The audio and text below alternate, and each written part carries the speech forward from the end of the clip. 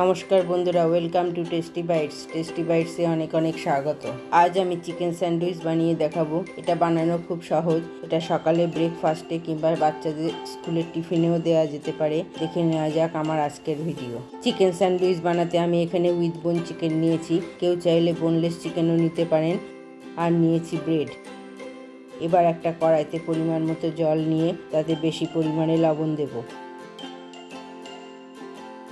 আর দেবো 3-4টে লবঙ্গ, দেব কিছু আদা ও রসুন থেতো করে। এরপর আমি চিকেনের পিসগুলিকে সেদ্ধ করবার জন্য জলে দিয়ে একটা ঢাকনা দিয়ে ঢেকে সেদ্ধ হতে দেব।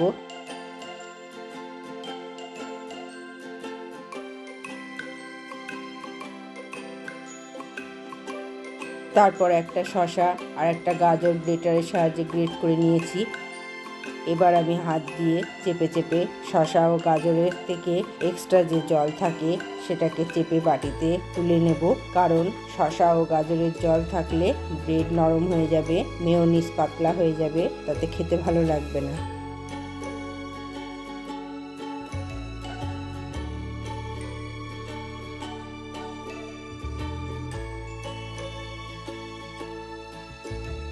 এবার চিকেনগুলিকে সেদ্ধ হয়ে গেলে জল থেকে তুলে ঠান্ডা করে একটা কাঁটা চামচের সাহায্যে হাড় থেকে ছাড়িয়ে নিয়েছি। এবার শসা ও গাজরের সাথে ছাড়িয়ে রাখা চিকেনগুলিকেও একসাথে মিশিয়ে দেব। এরপর এর মধ্যে দেব 1 চামচ টমেটো সস,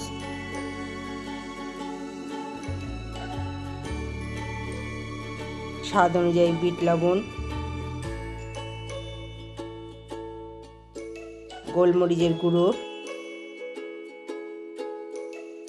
আর দেব বেশি পরিমাণে মেয়োনিজ।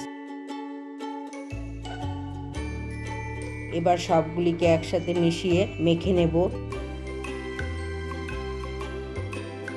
সবগুলি আমার মাখা হয়ে গেছে। এরপর একটা ছুরির সাহায্যে ব্রেডগুলিকে চারিদিকে কেটে বাদ দিয়ে দেব।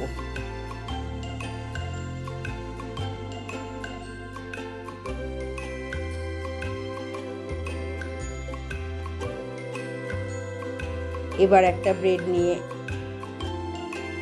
তাতে লেটুস পাতা দিয়ে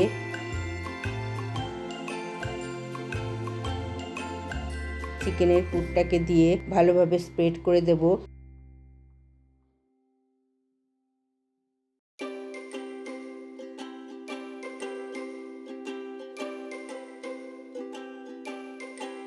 তারপর আরেকটা ব্রেড নিয়ে ওপর থেকে দিয়ে দেব। এরপর একটা ছুরির সাহায্যে ট্রায়াঙ্গেল করে কেটে নেব।